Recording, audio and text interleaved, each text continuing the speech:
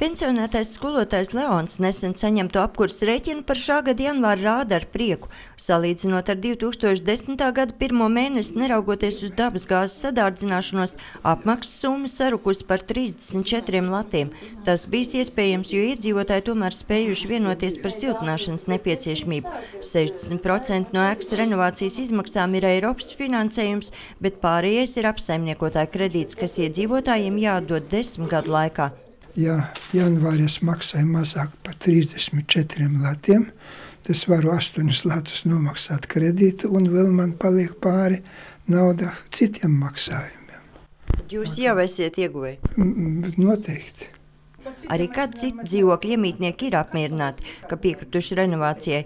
Temperatūru tagad iespējams regulēt pašiem, dzīvoklī vairs nav augsts un jāmaksā mazāk. Mums bija augsti.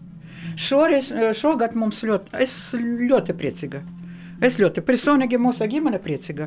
Mums silti, cik mums vajag, mēs pagriežam un tā dabūjam to siltumu, ko mums vajag. Tomēr esot arī iedzīvotāji, kur uzskata, ka ekonomija ir pārāk maza. Tā vien šķiet, ka savu neapmierinātību viņi pauduši kāpņu telpu piemēslojot un no radiatoriem noskrūvējot siltuma regulātors. Man liekas, ka viena daļa cilvēku vēl neizprot, cik tas ir daudz tomēr, kad manam privātīpašumam tiek dota nauda, lai es varētu savu privātīpašumu atjaunot.